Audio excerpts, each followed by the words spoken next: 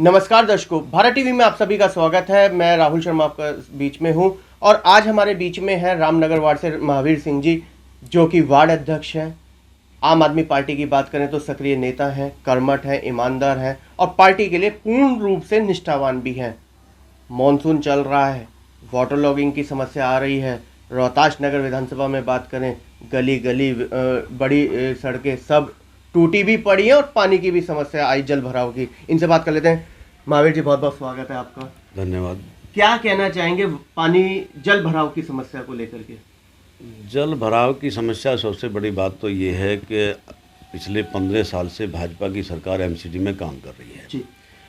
इनकी नीयत साफ नहीं है, इनकी कार्यशैली बढ़िया नहीं है, इन्हें भ्रष्टाचार से फुर्सत नहीं है। नाली साफ नहीं हुई, सड़कों की रिपेयर नहीं हुई और करना ही नहीं चाहते। जब मानसून सिर पे आ जाता है, 2-4 जगह ये नामचारे के लिए कहीं सफाई करवा दी, कहीं नहीं करवाई और उसको हाईलाइट कर दी हम तो सफाई करवा रहे हैं। अगर प्रॉपर तरीके से नालों की सफाई होती भी रहे, नाली साफ होती रहे, तो जल भराव की समस्या ही नहीं रहेगी। क्या रोहतास नगर विधानसभा में बड़े नाले या छोटी नालियां कोई साफ नहीं? पीडब्ल्यूडी के अंदर में वो हमारा कार्य है, राज्य सरकार कार्य कर रही है, वो लगातार उस पर वर्क कर रही है। लेकिन जब बराबर से जो छोटी नाली आएंगी उनमें गंदगी आएगी तो नाले बराबर भरते चले जाएंगे। लेकिन पार्षदों की अगर हम बात करें तो उनका सीधा सीधा ये कहना है कि बड़े नाले साफ नहीं होते, जिसकी वजह से छोटी नालियों में पानी बैक मारता है। तो फिर इस पर ऑब्जेक्शन क्यों नहीं करते उस समय पे? ये उस पर बैठते क्यों नहीं है? अधिकारियों से मिलते क्यों नहीं है? इनको रोक किसने दिया? आज अगर रोहतास नगर विधानसभा की बात की जाए तो देखिए, पार्षद भाजपा का है जी, विधायक भाजपा का है और एमपी भाजपा का है। कौन सा अधिकारी इनके अंडर में नहीं आता जी? किसको मुख्यमंत्री ने आके मना कर दिया कि तुम इनसे बात नहीं करो? प्रोटोकॉल के तहत सांसद के अंडर में भी आता है, प्रोटोकॉल के तहत मतलब जो हमारा जितेंद्र महाजन यहाँ के विधायक उसके अंडर में भी आता है। मैं कहता हूँ अगर पार्षद के अंडर में मान लिया कोई अधिकारी नहीं आता होगा तो छोटी नाली तो उसके अंडर में आती हैं। बिल्कुल ठीक बात। तो उस पर अधिकारी से जवाब क्यों नहीं मांगते वो? लेकिन इनको राजनीति करनी है, इनको जो जनता को गुमराह करना है, झूठ बोलना है, इसके सिवा इनके पास में कुछ नहीं है। महावीर जी, रोहतास नगर विधानसभा की बात करें तो चारों पार्षद भाजपा के होने के बावजूद सारी गलियां, सारी सड़कें सब टूटी हुई पड़ी हैं। चारों पार्षद भी है और विधायक भी है, एमपी भी है। आज जितेंद्र महाजन के घर के आगे जाके देखिए सड़क का क्या हाल हो रहा है। मैं वही कहना चाह रहा हूँ, शिवाजी पार्क रोड का बद से बदतर हालत। और राजनीति, एक 10x10 का गड्ढा जीटी रोड पे लेके बैठे थे, जिसको हमारी बहन सरिता सिंह ने बड़ी बढ़िया तरीके से काउंटर किया था और उनको समझाया भी था, प्रोटोकॉल भी समझाया था कि आपको ऐसे कार्य करना चाहिए। द्वेष भाव से नहीं, उन्होंने प्रेम प्रीत से समझाया था कि भाई आपको ऐसे काम करने चाहिए, आप विधायक हो यहाँ के। तो भाजपा लगातार राजनीति कर रही है, विरोधाभास काम करना है उसको और कुछ नहीं करना। रोहतास नगर विधानसभा शायद इसी वजह से विकास के मामले में पीछे होती जा रही है। जब तक ये एमसीडी में बदलाव नहीं आएगा, इस विधानसभा का उद्धार नहीं होगा। पिछले 5 साल में बहन सरिता सिंह विधायक रही हैं, जितना उन्होंने पानी की लाइन पे काम किया, जितनी उन्होंने नाली सड़कों पे काम किया, जितना फंड उन्होंने जुटाया है, मैं तो कहता हूँ पिछले 20 साल के इतिहास में इतना फंड रोहतास नगर में नहीं लगा। लेकिन किसी कार्य को लंबे समय से जो पेंडिंग पड़ा हो करने में भी समय लगता है। काश आज अगर बहन सरिता सिंह होती इस कार्यकाल में तो रोहतास नगर की दशा ही कुछ और होती। भैया, आपने बात करी थी कि विधानसभा रोहतास नगर में जो सड़कें टूटी हुई है, नाली है। सड़क और नाली का ही विषय नहीं है, एक विषय और मैं आपको बता देता हूँ। बहन सरिता सिंह 5 साल विधायक रही और उन्होंने आम जनमानस के प्रति लीक से हटके, ना तो वो कोई गवर्नमेंट का काम था, भाई गवर्नमेंट रहते हुए महिलाओं के लिए वे हर पर्व मनाती रही, आम जनमानस के लिए चाहे हरियाली तीज हो। दूसरी बात, बच्चों को शिक्षा में जिनके अच्छे नंबर आए उनको प्रोत्साहित करने के लिए वो इनाम देती रही। उसमें शिक्षा मंत्री भी आए थे हमारे। जितेंद्र महाजन को मतलब इतनी फुर्सत नहीं है कि जो बच्चों को अच्छे नंबर आए उनको मतलब 2 शब्द कह दें, उनके बीच में जाके वो मिल लें। पिछली बार हरियाली तीज पे 10,000 से ज़्यादा महिलाओं को मतलब सम्मानित किया गया। शिक्षकों को सम्मानित किया गया। बहन सरिता सिंह मतलब एक सामाजिक स्तर पे भी पार्टी से हट के भी जो पार्टी की कार्यशैली नहीं थी और पार्टी का कोई आदेश भी नहीं था, लेकिन वो और उसी परंपरा को बिना विधानसभा में रहते हुए, अभी आज विधानसभा की मेंबर नहीं है, लेकिन वो मेहंदी का कार्यक्रम भी करवा रही हैं, वो महिलाओं से जुड़ी हुई भी हैं और अपनी परंपराओं को बनाए हुए हैं। मैं कहता हूँ कि ऐसी सम्मानित लेडीज और इतने, अब पता नहीं आम पब्लिक को जितेंद्र महाजन जैसा विधायक चाहिए या जो बहन सरिता सिंह आम जनमानस का सम्मान करती है, और ख़ास तौर से बच्चों को और महिलाओं को और बुजुर्गों को। मुझे अच्छी तरह से याद है जब तीर्थ यात्रा हो रही थी तो बहन सरिता सिंह का रात को 2-2 बजे तक टेलीफोन आया कि भैया आप अपने आसपास देखिए, ज़रूरतमंद है उसको यात्रा कराइए। मैं कहता हूँ कि वो सम्मानित हैं, बहुत सम्मानित हैं, उनके लिए कोई शब्द नहीं इन बातों से, और वो लीक से हटके है। भले ही चाहे बुजुर्गों को पेंशन ना मिली हो, लेकिन तीर्थ तो कराई। पेंशन का काम है सेंटर का जी। पेंशन, देखिए बहन सरिता सिंह का अगर उसमें कोई भी रोल है, आप आज अभी इसी टाइम टेलीफोन कीजिए, उनके पास जाने की जरूरत नहीं है, वो आपके पास खड़ी मिलेंगी। जो काम ही सेंटर का है उसे हम अपने हाथ में कैसे ले लें? जो दिल्ली सरकार की पेंशन है, मैं उसकी बात कर रहा हूँ। दिल्ली सरकार की पेंशन फंड रिलीज होगा और तुरंत मिलेगी। उसमें कोई भी अगर कोई डॉक्यूमेंट में दिक्कत है, कोई यहाँ अधिकारी से दिक्कत है, उसके लिए वो मिल सकता है, बहन सरिता सिंह से मिल सकता है, और उसमें उसके प्रति जो सहायता की जा सकती है उसे की जाएगी। लेकिन इत्तेफाक है पब्लिक का ऐसा रुझान रहा होगा या पब्लिक ऐसा मान, लेकिन आज पब्लिक इस बात को समझ चुकी है कि हमने जितेंद्र महाजन को जिता के बहुत बड़ी गलती करी है। गलती करी है, जनता एहसास कर रही है पूर्ण रूप से। आज 2 साल होने जा रहे हैं या 1.5 साल से ऊपर होगा लगभग, जितेंद्र महाजन ने एक पैसे का काम तो गिनाओ।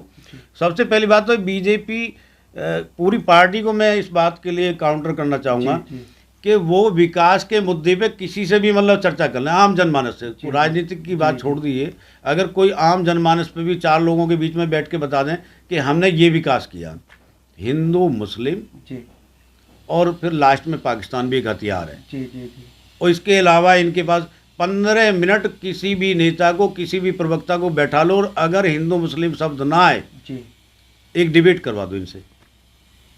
पक्षपात की राजनीति कुल मिलाकर के आप कहना चाहते हैं कि पक्षपात की राजनीति के सिवाय इनको कुछ नहीं आता? कुछ नहीं आता, झूठ फैल, इनको तो एक सिस्टम है ये सुबह एक मतलब एक इनकी शाखा चलती है और उसमें इनको एक झूठ की पर्ची थमा दी जाती है कि आज पूरे दिन ये झूठ चलाना है, और शाम तक ये बेचारे और कुछ नहीं, धीरे धीरे मीठे जहर की तरह उसे लोगों में घोल देते हैं। आरोप लगा रहे हैं?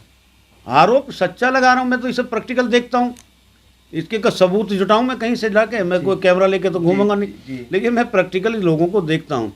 नए नए झूठ घड़ के लाते हैं और लास्ट में हिंदू मुस्लिम, लास्ट में हिंदू मुस्लिम, और कुछ है नहीं। किसी विकास पे बात नहीं करते, नाली सड़क पे बात नहीं करते, शिक्षा पे बात नहीं करते, स्वास्थ्य पे बात नहीं करते, किसानों पे बात नहीं करते, कुछ भी किसी मामले में बात नहीं। नगर निगम कह रहा है हमारे 13,000 करोड़ दे दो तो हम काम कर लेंगे। देखिए राहुल भैया, सीधी सी बात है, मैं मानता हूँ इस बात के लिए कि वो कह रहे होंगे और ठीक मान लिया मैंने उसको, और मैं भी उनकी पुष्टि कर दूँ। जब हम किसी चीज़ से दब जाते हैं, हमें कोई चीज़ नहीं मिलती या कोई नहीं दे रहा, हमारी कोई उधारी मार रहा है या हमारे कोई हक को मार रहा है, तो हमारा अधिकार है कोर्ट जाने का। बिल्कुल, हाई कोर्ट है, सुप्रीम कोर्ट है, ये कोर्ट क्यों नहीं गए, क्यों नहीं पैसे मांगते कि जी सर। अब सरकार के जो अभी हमारे मंत्री ने मतलब हाउस में बोला है कि इतने करोड़ रुपया एमसीडी पे हमारा बकाया है, उसको क्या, उसका एक नैरेटिव फैला रहे। मैं एक फेसबुक पे पढ़ रहा था कि जी वो तो पिछली सरकार का था। अबे सरकार पिछली हो या अगली हो, लेकिन है तो एमसीडी पे ही ना वो। बिल्कुल ठीक बात। अब पिछली का मतलब ये है कि 13 मेरा, देश में भी बंटवारा क्या कि जी कांग्रेस थी तो वो दूसरा देश था, बीजेपी है तो दूसरा देश है, आम आदमी पार्टी है तो दूसरा है वो। मैं अभी मतलब मेरे कुछ ऐसे जानकारी में होंगे, फेसबुक पे पढ़ रहा था कि जी वो पिछली सरकारों का था।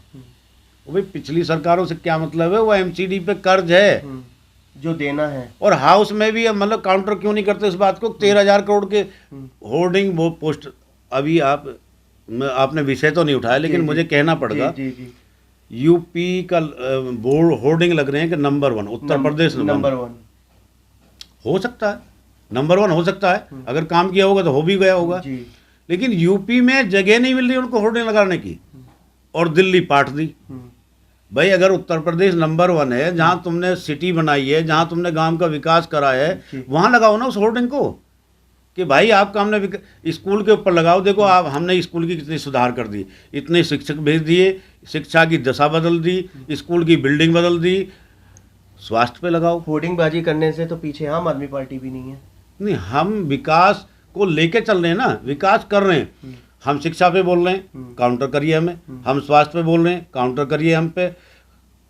किस चीज पे हम पीछे हैं? जो हमारे मुख्यमंत्री ने, हमारी सरकार ने, हमारी पार्टी ने घोषणा की थी, हम उसमें 98% कार्य कर चुके हैं।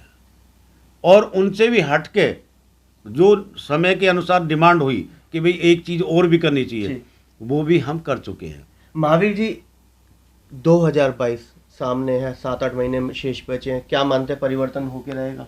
100% तीनों मेयर हमारे बन रहे हैं और ऐसा ना हो कि बीजेपी का सुपड़ा साफ हो जाए। सुपड़ा साफ? सुपड़ा साफ हो जाए, ऐसा देखिए, हो सकता है कि आपको भी लगे या लोग जो मेरा कोई इंटरव्यू सुनेगा उसको भी लगेगा कि भाई मैं आम आदमी पार्टी की विचारधारा से बिलोंग करता हूँ, तो मुझे तो ऐसा लग रहा। लेकिन रियलिटी यही है, रियलिटी यही है कि 282 वार्ड हैं हमारे, और कहीं ऐसा ना हो कि 277 वार्ड आम आदमी पार्टी के ही हों। जिस तरीके से दिल्ली विधानसभा में परचम ले रहा है, ऐसे ही नगर निगम के 67 सीट जो आई थी वही एवरेज निगम में आने वाला है। उसके आप परसेंटेज निकाल लेना, वो 90+ बैठता है। जनता परेशान है, इस वजह से बदलाव चाह रही है, या आम आदमी ने काम किया इस वजह से बदलाव? आम आदमी ने काम किया है। आम आदमी पार्टी की एक थ्योरी है, एक समझ है, जिसे मैं फील करता हूँ और उसे अपने शब्दों में उसको कहना चाहता हूँ। हमारे मुख्यमंत्री जी का एक फॉर्मूला है, किसी रेखा को छोटी करने के लिए उसके ऊपर बड़ी रेखा खींच दीजिए। किसी की आलोचना करने की बजाय आप कार्य कीजिए, स्वयं पब्लिक अपने आप समझ जाएगी। चुनाव के लिए तैयार है? चुनाव हमारी पार्टी पूरी तरह से तैयारी कर रही है और हम सब कार्यकर्ता चुनाव के लिए बिल्कुल तैयार हैं, 100%। रामनगर से चर्चा चौराहे से ये भी आ रही है कि महावीर जी चुनाव लड़ रहे हैं। ये पार्टी की कार्यशैली है और पार्टी अपने तरीके से ही टिकट देगी, अपने तरीके से ही कैंडिडेट तय करेगी और उसको करेगी जो ज़मीन पे काम कर रहा है। मैं एक वार्ड अध्यक्ष हूँ, मेरा दायित्व पार्टी ने मुझे संगठन बनाने का दिया है और मेरे संगठन का काम है कैंडिडेट को जिताने का। टिकट देना ना देना ये पार्टी का विषय है और पार्टी इसमें भागीदारी करेगी, जिसकी भी करेगी। आपको मिलता है तैयार है? पार्टी जिसको भी देगी वो अपनी भूमिका निभाने के लिए तैयार है। इसमें न तेरा न मेरा, इसका कोई सवाल ही पैदा नहीं होता। क्योंकि जिस वार्ड में आप बैठे हैं ये भाजपा का गढ़ बताया जाता है। कुछ वही तो देखो, कभी किसी आम पब्लिक कभी किसी की नहीं हुई, उसकी हुई जो सच बोलता है, जो काम करता है। हम आम जनता हैं, मैं राजनीतिक बात नहीं कर रहा, मैं भी एक आम जनमानस हूँ। मैं उस आदमी को लाइक करूँगा जो आदमी काम करेगा। घर में भी, परिवार में भी बच्चा उसको पसंद करता है जो उसके हित की बात करता है। भाजपा के वोटों को कैसे सेंध लगाने का काम कर रहे हैं? भाजपा का वोट है ही कौन जो जिसे वो कैडर मानते हैं? वो एक बहकावा था, एक छल था। वो हिंदू मुस्लिम पे थोड़ी सी देर के लिए लगा कि भाई ये कुछ मूवमेंट लाएंगे, परिवर्तन लाएंगे। इन 7 सालों में कितना परिवर्तन आया, उनकी दिमाग में आ गई, सच्चाई सामने आ गई। मैं इस विषय पे ज़्यादा नहीं बोलना चाहता। अगर ऑफलाइन बोलूँ तो इनके सारे काउंटर खोल कर रख दूँ कि मतलब 7 सालों में तुमने क्या किया है।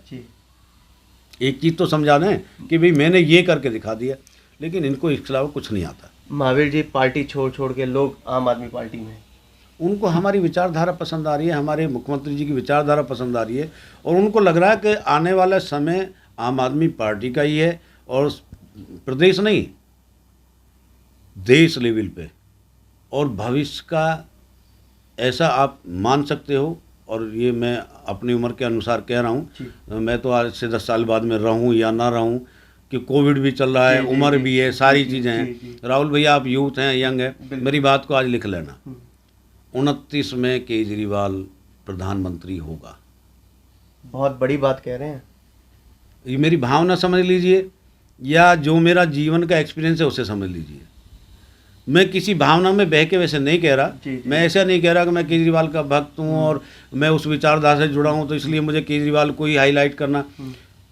कार्यशैली को देखते हुए, कार्यशैली उस व्यक्ति की मतलब आज उसका तोड़ नहीं है किसी के पास में भी। कुछ तो दूसरी पार्टी छोड़ के आम आदमी पार्टी में इसलिए आ रहे हैं कि टिकट मिलेगा। ऐसा नहीं है, मुझे तो ऐसा नहीं लगता। उनको लगता है कि हमें समाज की सेवा करनी है और प्लेटफार्म के बगैर समाज सेवा नहीं हो सकती। जो हमारे मुख्यमंत्री ने भी कहा था कि जब तक हम कीचड़ में नहीं उतरेंगे तब तक उसकी सफाई नहीं होगी। तो दूसरे संस्थाओं में वो काम कर रहे हैं, वो दिशा भटक गए हैं, वो अपने मुद्दों से भटक गए हैं। तो उनको लगता है अगर सच्चाई से काम करना तो केजरीवाल के साथ में रहना है, ये उनका उद्देश्य है। मैं नहीं समझता कि वो टिकट के उद्देश्य से आए हैं, लेकिन टिकट मांगना उनका अधिकार है, वो मांग सकते हैं। चुनाव लड़ना उनका अधिकार है, वो लड़ सकते हैं। पार्टी उन पर विश्वास करेगी, वो चुनाव लड़ेंगे।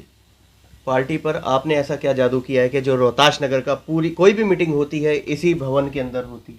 नहीं, ये पार्टी का मेरा अपना कोई निजी नहीं है, मैं इसको अपना निजी नहीं मानता। पहली बात तो एक बैठक है, आम बैठक है, और हमारे समाज और संस्कृति में बैठक का बड़ा महत्व है।